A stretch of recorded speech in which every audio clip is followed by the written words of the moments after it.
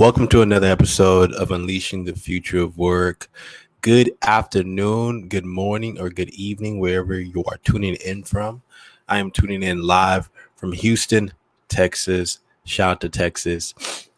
And today I want to show love to everyone that is viewing in from around the world. Please comment below where you're tuning in from.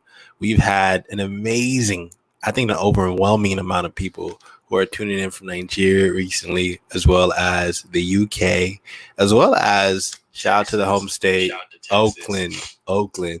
So today I wanted to kind of get online and discuss with you all what I feel is you need in order to be a rock star in your career and really have a good guiding light in terms of a roadmap of where you want to go.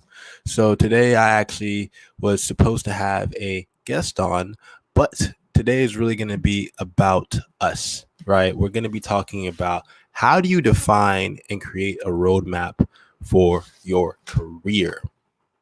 How do you define and create a roadmap for your career?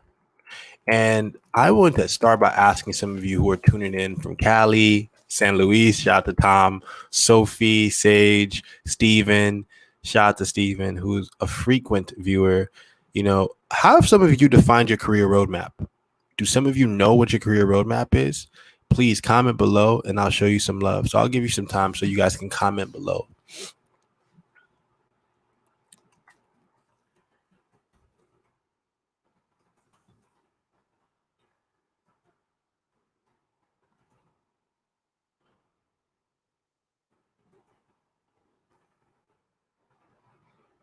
I hope you all are thinking.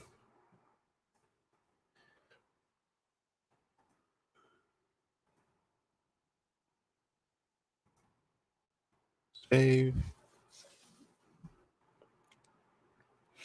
All right. So shout out to Miriam, who's watching from Muscat, Oman. I love Oman. Miriam, what's up? Roadmap equals what's your story? Where's your story going? Tom, I love that, man. That's a really great way to frame a roadmap. Desheka is tuning in from Georgia. And this is not the Georgia in the US. This is the other Georgia. Where is Georgia at, Desheka? Can you please let us know where Georgia is at? That's actually this is not Atlanta, Georgia, right? Let us know, Desheka, which Georgia are you talking about? Tom Nearing, it's true, reverse engineering.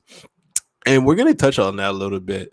So I think what's so fascinating is that building a career roadmap is often encouraged to look at it from a standpoint of what position do you want, or how much money do you want to make, or what kind of car do you want to drive, right? By 40, right? We often tell people to look at a career roadmap from this standpoint of what's the material gain. Oh, Desheka is tuning in from Atlanta, Georgia. Shout out to Desheka. Mrs. Moore, you're awesome. But the reality is that you have to think about your career roadmap not from a, what am I going to own perspective, but more importantly, who do I want to become? And like Tom mentioned, what's my story, right? What do I want my story to be when it's all said and done? And I think sometimes death is a scary thing for people to think about. But really, what will be my fate and what will be my destiny? How am I going to be able to create my destiny through my career? Because often when I talk to people about their careers, what I find is that they're not even thinking about their careers. They often just think from the standpoint of, I have a job in this life. I have these roles. Maybe I'm a mother, or maybe I'm a son, or maybe I'm a boyfriend, or I'm a husband. And then I go to work and I'm just, I'm Tom, who's a program manager at, let's say, Amazon, right? But they don't necessarily have a concrete idea of what is my career. Like, what is it? What do I want to stand for in my career? What is the type of value that I want to create for the world? And I think what I really want to do in this episode of the Unleashing the Future of Work series is really break down, I think, a really powerful framework for how I want you to think about forming your career roadmap. And I want us to do this exercise together, forming this career roadmap so you can be successful be flexible too in your career roadmap. But really, at the end of the day, remain fulfilled in what you're doing. Now, one of the things I talk about often is fulfillment and career growth. And I talk about this because I do believe that everyone has the ability to do the work that they care about. I truly believe that. Shout out to Shivani, who's saying healthcare program management from smaller company to larger, more well-known company, adding additional certifications as applicable. Shivani, that is awesome. That's awesome. I love that. That is one of the things that you have in your career roadmap. That's really, really cool. But yeah, one of the as I was saying, I think that one thing that we really need to realize is that you have the ability, you have all of the control within you to lead a fulfilling career, and there's really nothing stopping you from doing so. So what I really want to challenge you all today is when I share this framework with you is how can you apply it to start designing your career, and more importantly, to move towards the North Star of where you want to go. So that is the first tip I really want to give you all. Determine where you want to go, right? Now, Tom is going in the comments. Shout out to Tom, the homie. Ideally starts in the home, parents teaching their kids what they're good at and what will allow them to add value and find purpose. Tom, that is so true. Tom is also saying if that doesn't happen, you're 30, 40 years old, start learning about yourself. Man, that is deep. And some people don't really realize what they want their career to be about until like they're 50, Tom. Isn't that crazy? It's crazy. It's crazy. And it's because we don't teach this stuff in school, and we definitely don't teach you when you go into the real world. It's more so you figure it out by yourself, or you find really good mentors who guide you. And we're going to touch on that a little bit. Tom also mentions take strengths finders, personality tests, etc. What are your gifts and abilities? So, Tom, I would love for you to share a little bit about what's your strengths finder, man. You know, what have you found has been your greatest abilities? Put it in the comments below. And shout out to Endithan, who is an associate product manager at Cisco. He or she mentioned, because I can't see a picture, being congruent with your actions and words is pivotal to being fulfilled. I agree 130%. So, number one, know where you want to go. And for me, one of the things I've often told people is you won't know where you want to go unless you feel as if you can visualize it mentally, and more importantly, that you know it's achievable. And the reality is that anything's achievable. Like, right, while we're living on Earth, we have limitless potential. But knowing where you want to go isn't necessarily saying that I have to determine a position title, or I have to determine what I'm going to own in like 3 to 5 years within my career, or I have to determine what I'm going to be wearing, right? Or like where I'm going to be living. Knowing where you want to go is more say determining, I know that by year 5 or, in 10 years, I'm going to be creating this type of impact. And I think that's the hard thing. It's not a matter of like who or what position, is also what type of impact to be leaving in 5 years. That's harder to determine, right? Because people can tell you, in 30 years, I want to be a senior VP for a specific company. And that's going to be my goal. And I mean, that's a good goal to have. It's okay. But I think a more challenging goal is to say, like, let's say there is no position title. Let's say like companies completely forget a position title, right? Or just stuff happens, right? Let's say that you were able to frame where you want to go as in 3 to 5 years, I want to ensure that I am working with 2 to 3 communities of color. And more importantly, that I have grown as a strategic level director in my current role by learning A, B, and C and picking up specific skills or strengths, right? Like that's where I want to go. There's no position title kind of like demarcating, oh, you've achieved it. Because the reality is that even if you did have a position title and you reach that, you're still going to want to grow, right? You're still going to say, okay, what's the next position title? What's the next position title? And what's the next position title at all? And, I think for some people, position titles are like this really good marker for them in terms of career growth. But a stronger, like a more challenging and more motivating pull, I think, for forming a career roadmap and creating clarity around where you want to go is completely saying, what type of impact do I want to have by then, right? So, for example, for me, when I was at UT Austin and I was going to school and getting my master's degree, I was working about 3 jobs at that time, literally juggling school as well at the same time, juggling, just trying to survive. And for any of you who have gone to school and you've been a master's student, it's crazy. It's chaotic, right? It's not easy at all.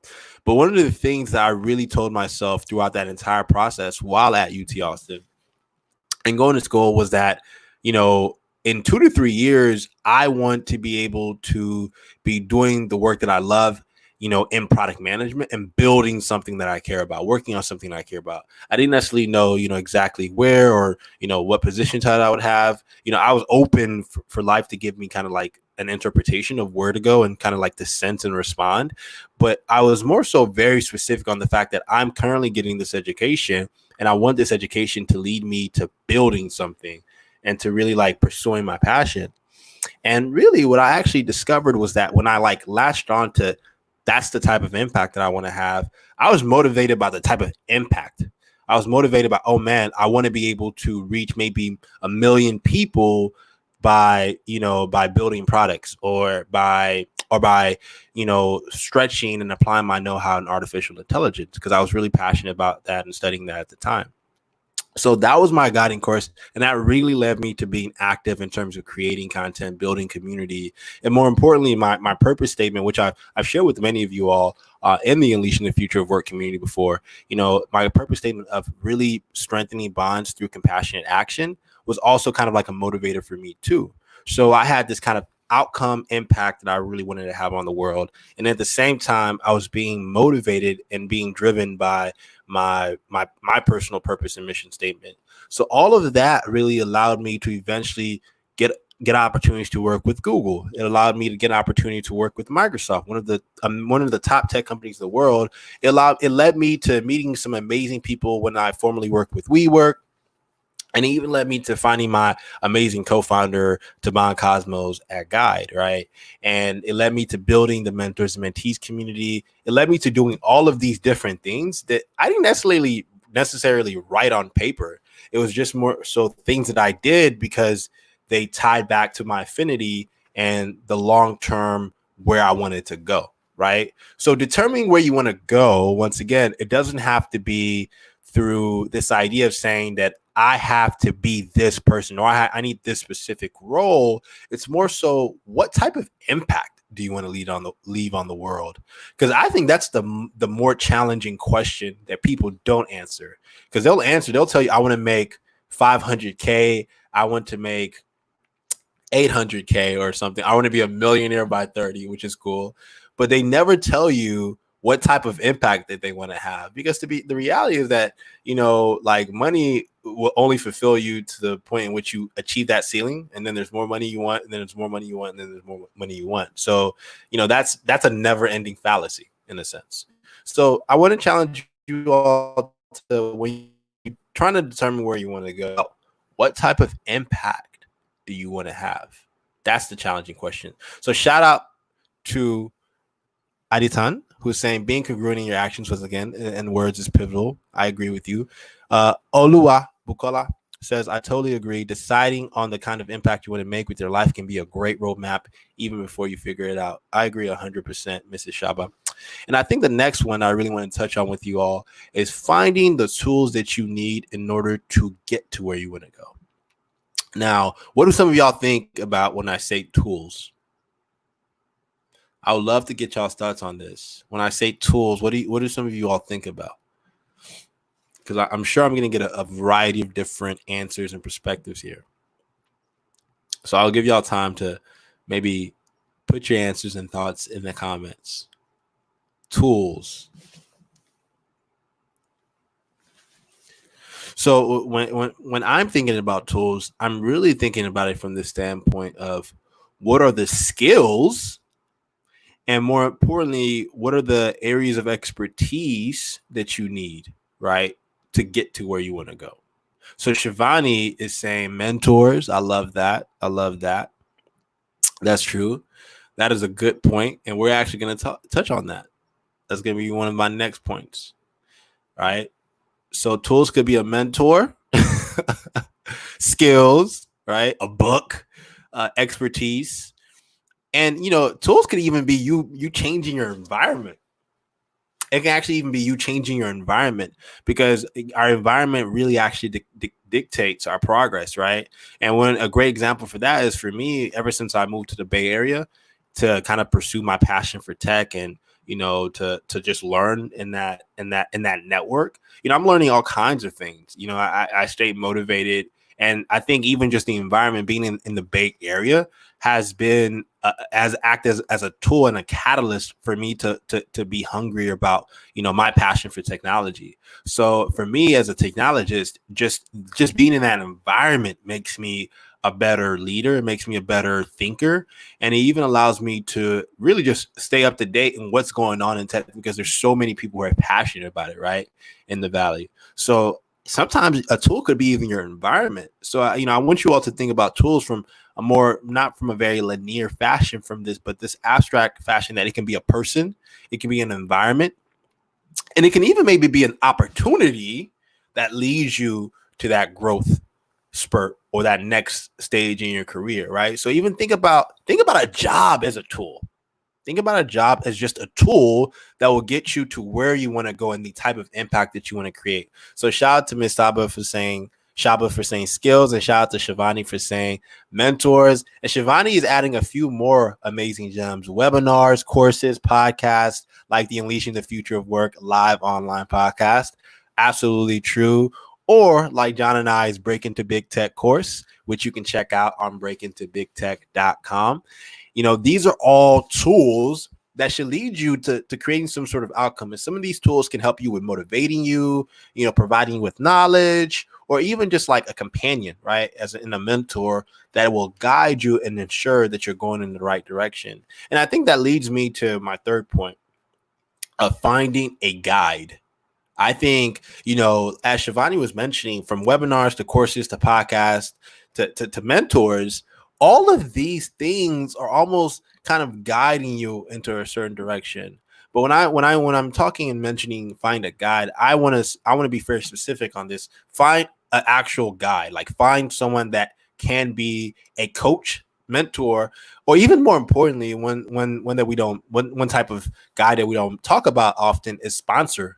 Find a sponsor, find someone that can be kind of almost a benefactor to the growth that you want to see and the path you want to go, right? In terms of the type of impact you want to create, maybe 5 years down the line or 10 years down the line.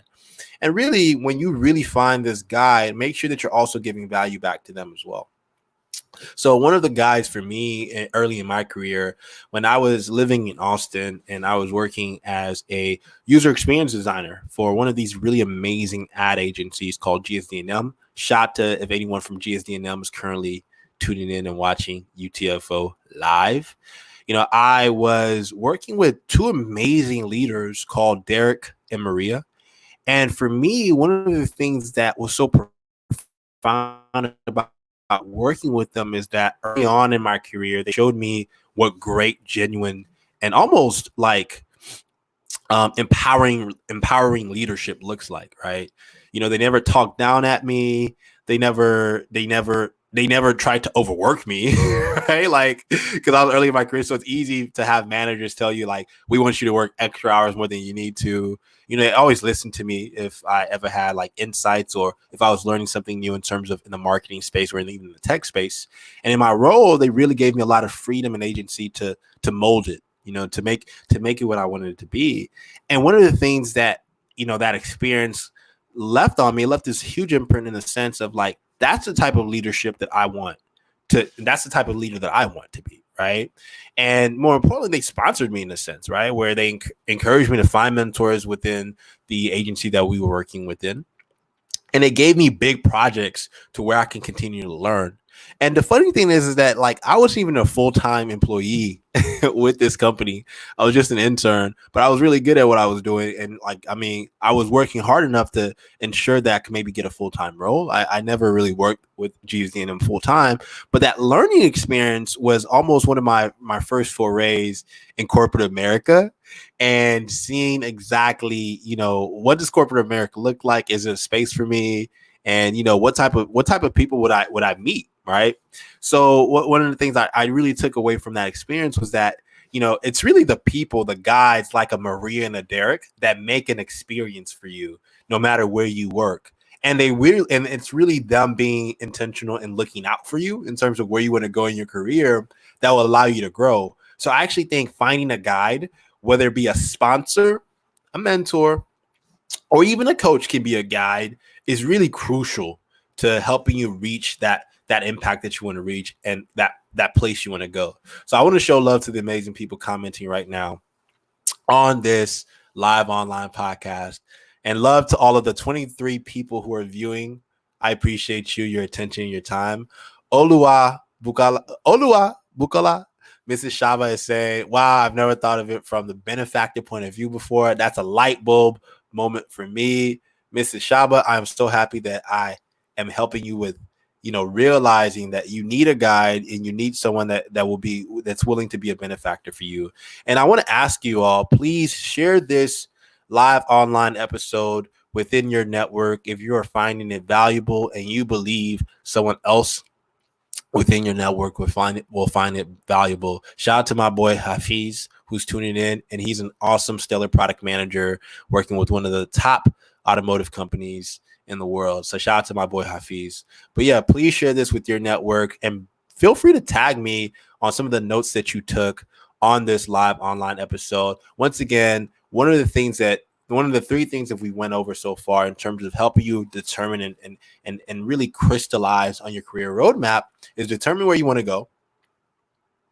Make sure that you find the tools that you need to get there. And these can be webinars, people, mentors, things of that nature. But more specifically, find truly a guide, someone that is kind of going through this journey with you, but has already maybe achieved it or is coming from a tangential point of view. Maybe they're not necessarily maybe trying to go where you want to go, but they want to help you get there, right? So finding a guide is really, really critical. And sometimes, our most intimate and most, valuable guides are our parents. So maybe it could be your mom or your dad. So think about that.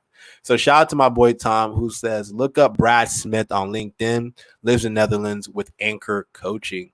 Shout out to you, Tom, for plugging in Brad. Make sure you check Brad out if you're looking for a guide. Sybil is definitely sharing this with her network. Thank you, Sybil, or her or his network. I can't see your face, so I don't know if you're he or she, but thank you so much, Sybil, for tuning in. I appreciate you for sharing this with your network. And shout out to you for being a stellar customer success consultant. So with that said, one of my last points I want to make with you all, we touched on determining where you want to go. We've touched on finding the tools that you need. And we've also touched on really looking for a guide. I think the last one I want to really mention, and I want you all to take this to heart, is being flexible and open to changing your route. Being flexible and open to changing your route. This is pretty important. I want y'all to write this down. Write this down. Make sure you share this with a friend, your mom, with your dad, with that one friend who hates their job and doesn't know how to get out of it and, keeps asking you, like, what do I do? What do I do? Make sure you share this. Be open to changing your route.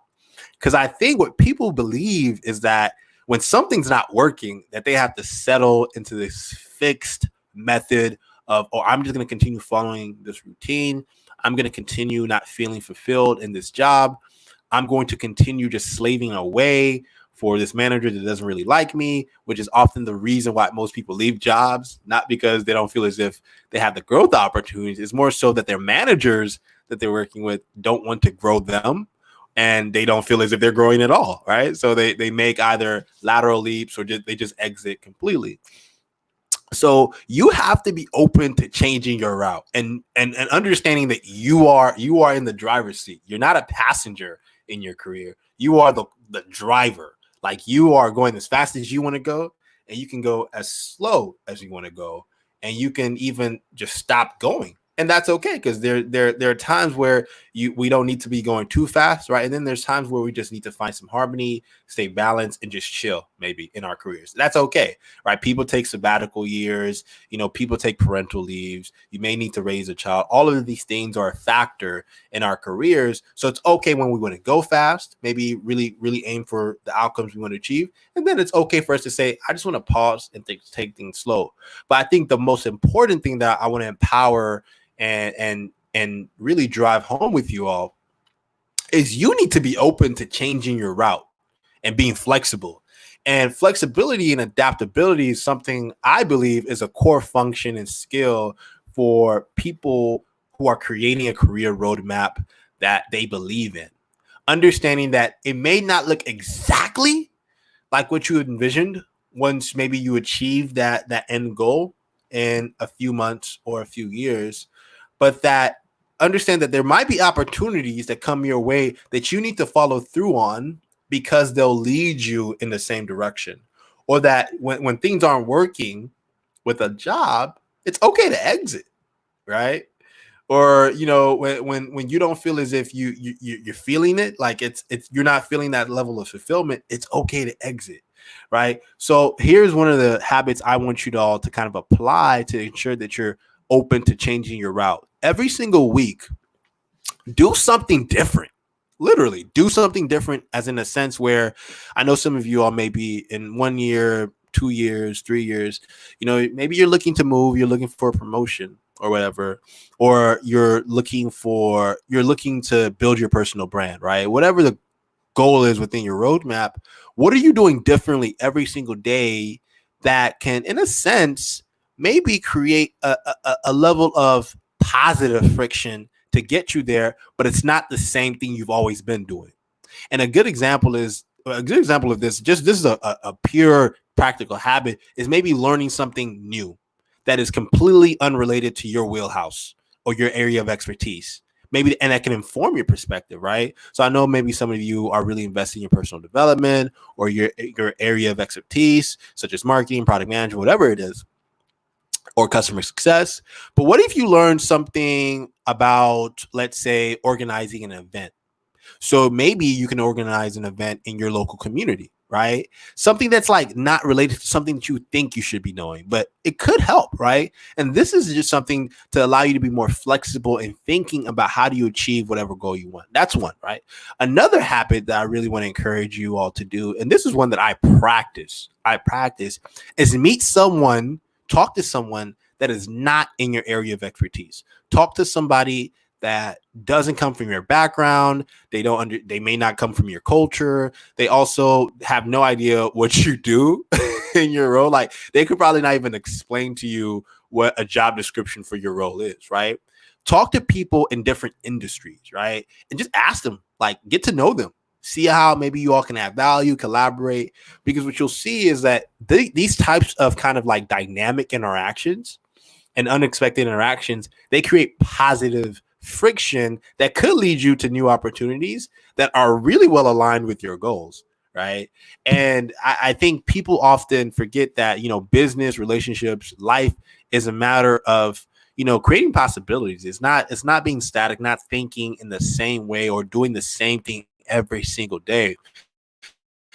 I don't know, stuck at home due to COVID-19, right? I've been stuck at home as well, but I've tried every single day to talk to somebody new, learn something new, make sure that I'm switching up the routines in my day, being flexible, right? Because no human being enjoys the mundane, same old every single day.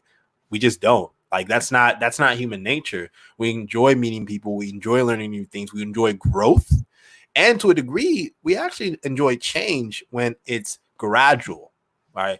So when it comes to being open and changing your route, you have to think about, how do I create opportunities and possibilities with people, or even in my own daily habits that allow me to learn something new that can, one, inform where I want to go, but also I need to have the know-how and the confidence to know when something's not working, maybe with a job or a project that I'm pursuing, and let it go. All right, let it go and say, okay, what's next? What's my next learning opportunity?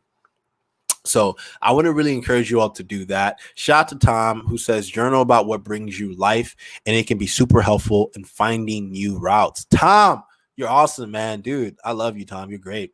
Sorry if I missed this earlier, Tim, but did you mention personality tests? What's your thoughts on those in terms of figuring out what impact you want to make? I think they're pretty good. I've taken some before. I mean, you can only take so many, right? Like there's the Enneagram, there's the Myers-Briggs. I think they're pretty important. I think what they help people do is characterize, what their strengths are and sometimes even their values. I one of my favorite, it's not a personality test. I love the 5 love languages. That's just a great test just in general, because I think often what we need to know from a human to human interaction standpoint is how do people embrace love and how do people show love? And what's so really interesting about the love language is that your love language is often how you want to show up in the world and often the type of leader you are, right? Like, are you the type of leader that does a lot of acts of service? So that means you being very service oriented is very natural to you. So you're always looking to give. But even are you the type of person where you need to be comforted? So, feeling like you're in spaces of community where, there is physical interaction, that's pretty important for you. So it kind of gives you a great psychology on how someone, one, wants to be recognized and appreciated, but also, what type of leader that they are, and kind of like how do they want to show up in the world. So I really, really love the 5 love languages. Sybil, make sure you check it out if you've never checked it out before. So Winifred is talking about, what about participating in mastermind sessions to tap into collective wisdom? I think that's actually a powerful method, Winifred. I have not been a part of a mastermind before, but I will say that the mentors and mentees community that I built it's a mastermind community of amazing people. But I've never really paid for a mastermind. But I do think that they're valuable, given the people who are organizing it and the people involved. Any opportunity where knowledge is flowing, people are sharing, people are giving. It's not just a matter of taking and creating abundance with each other. To your point, Winifred, that collective wisdom, it can go a long way to supporting you and motivating you as well, because as human beings, we all need an accountability partner in a sense that makes us better and that we can grow with. So whenever I think masterminds are pretty cool. So I encourage you to invest in them if you find them valuable. Hafiz says 5 love languages are a really good one, especially for couples. Hafiz, you're preaching here, man. Agreed, man. If you are in a relationship, make sure you check out the 5 love languages for sure. Shout out to Sybil, who will be definitely checking this out. So I would love, if you all have any questions, feel free to ask them, or even any statements. As we round off, I want to show you all some love in the comments. And once again, please share this live online episode of Unleashing the Future of Work with your amazing network, because there's definitely somebody that needs this information.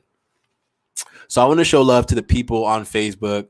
My homegirl Rubelin is saying, I direction for sure is really important when it comes to your career roadmap, experience, guidance, and being around people you want to be like. Yeah, people that you can role model off of, and that, their influence matches your influence, and you all can create abundance together. I agree with you, Rubelin. I agree. You got to find your own posse, your own community, your tribe, as what's his name? What's that one marketer's name that's really, really good? I forgot his name. Yeah, I forgot his name. He wrote A Purple Cow. I know some of you know him. If you know the marketer I'm thinking about, make sure Seth Godin. I remember Seth Godin, right? Who are part of your tribe. That's so important. Shout out to mentors and mentees. That is the home tribe. So Allison is also mentioning, my strengths were strategic, maximizer, input, futuristic, and intellection. I know Allison personally. Those are definitely her strengths. She is amazing at what she does. Check out her business and follow her on LinkedIn. Shout out to Mrs. Tedford. She is awesome. Shout out to my homie Elijah, who's viewing in from Niger. What's up? What's up, Elijah? How are you doing, man? Thank you for tuning in to this episode. So Tom is mentioning, so these are our the final say. Shout out to Tom for tuning in and paying attention throughout this live episode. He mentioned Gary V. I was actually thinking about Seth Godin, Tom. You're hilarious, man. So Tom, Tom's saying Enneagram taught me so much about myself I had never seen. Soul architecture was super helpful to help navigate my results on the Enneagram. You know what, Tom? I'm gonna actually check out that. Like I've never checked out the soul architecture thing. I don't even know what that is, but that sounds that sounds really fascinating and in my wheelhouse. So I'll definitely check that out, Tom. So if you all have any questions on, what we talked about today in terms of really building that career roadmap, please feel free to reach out to me on LinkedIn. Seriously, if you have any questions, and I would love to, send you a quick reply, give you some support however I can. I think it's really important that we talk about, our career roadmap due to the fact that it's something we don't teach in school and something that often, organizations fail of instilling this mindset of being flexible and being proactive in your careers.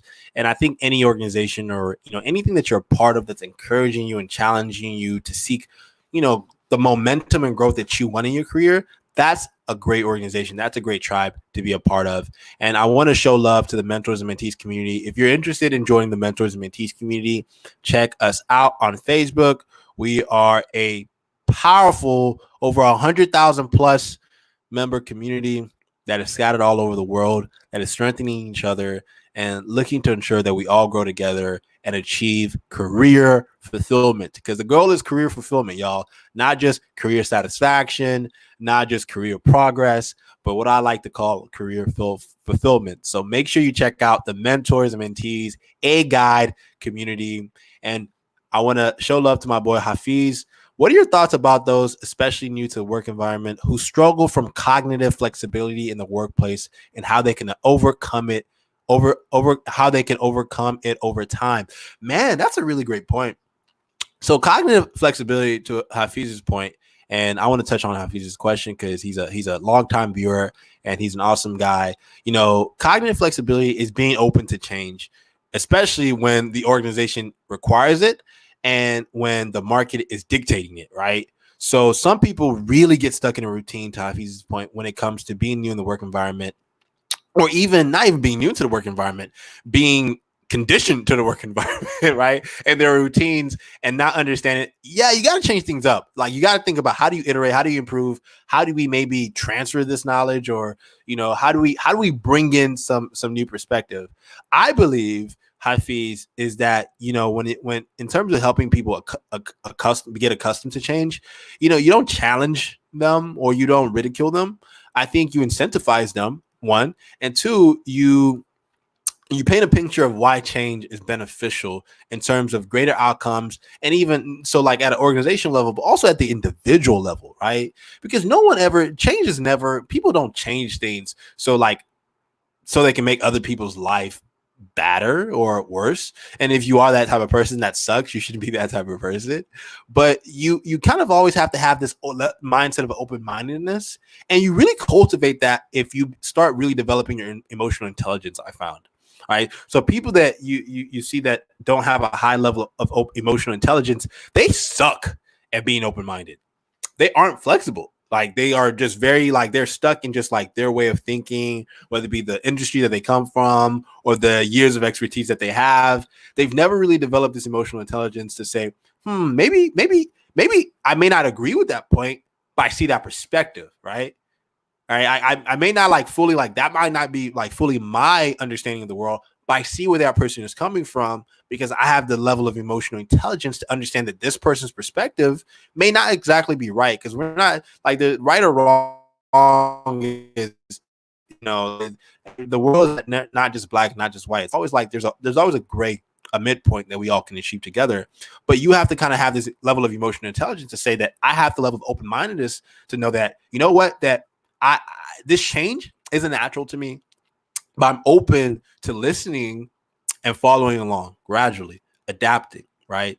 So cognitive flexibility, I think, is one of the most important skills that Hafiz, that we can drive with the people that we work with, especially early in their careers, because often it's assumed that early career professionals are incredibly cognitively flexible. They're super adaptive because they're super creative. And I think that's a huge generalization, because I think even you have some early career professionals who go into the workforce and they have no idea how things function. They don't even know how to manage themselves, right? So you have to kind of condition them and tell them like this is how you do this, and you have to train them, and then like they end up losing this ability to think abstractly and be open-minded because they're like, oh, okay, this is what I'm supposed to do. This is my function, and I'm just gonna be married to it. So I think we really do that is by driving. What we do is we drive the importance of EQ. We really do of thinking beyond your scope, your function, and understanding that gradually, you have to accept change little by little in bite-sized chunks as we perceive it. So Hafiz, that was a really great question, man. Thank you so much for asking that question, bro. You are awesome for that. So Tom is saying Soul Architecture is an online book. I'll send you a link. Please send me a link, Tom, and send me any audiobooks that you think would be awesome to consume around soul architecture. Mrs. Shaba is saying, thank you for this. I'll definitely take you up on doing something outside my comfort zone and meeting people in other areas. Great chat, a guiding deed. Thank you so much, Mrs. Shaba. You are amazing. Sybil Love. I love that last name, Sybil Love. Doing something different can create opportunities you totally do not expect, but others see your talents. Preach it, Sybil. And with that said, I want to wrap up with you all. Thank you all so much for tuning in to this episode of Unleashing the Future of Work, UTFOW community. I appreciate you and love you. Once again, determine where you want to go. Find the tools that you need to help you get there. And these can be people, webinars, courses, and even maybe a change of environment and scenery. Find a trustworthy guide that, maybe has achieved where you want to go, the success or the impact that you want, but also maybe someone that comes from a completely different world.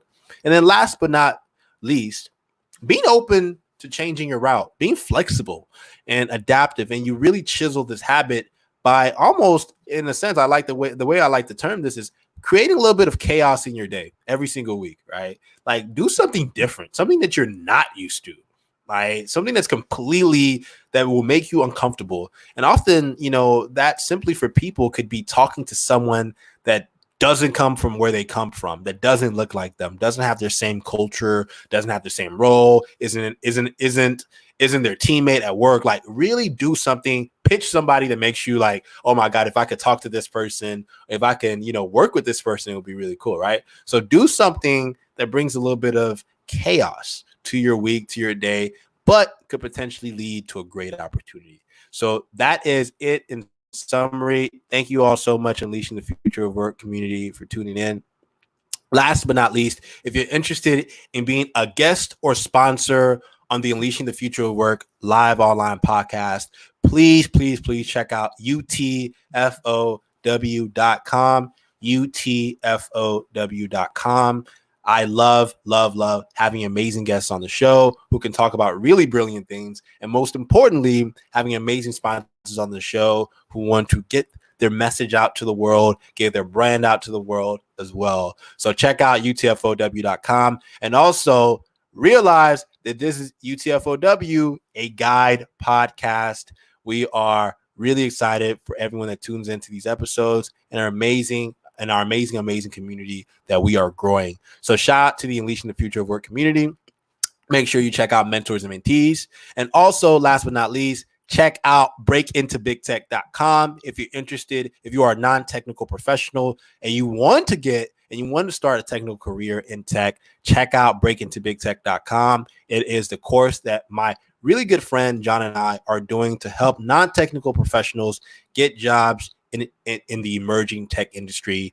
Please check it out if you really need support with that. We are here to help you. With that said, Unleashing the Future Work community, thank you for your attention, your time, and your energy. All of your creations. Shout out to Tom, shout out to Timothy, shout out to Sybil, shout out to Mrs. Shaba, shout out to Sybil again and Hafiz. You all are amazing. Shout out to Winifred. You all are great. Please let me know if you have any questions in my comments or in the DMs, and I will talk to you all tomorrow. With that said, peace, love, and harmony. Bye, y'all.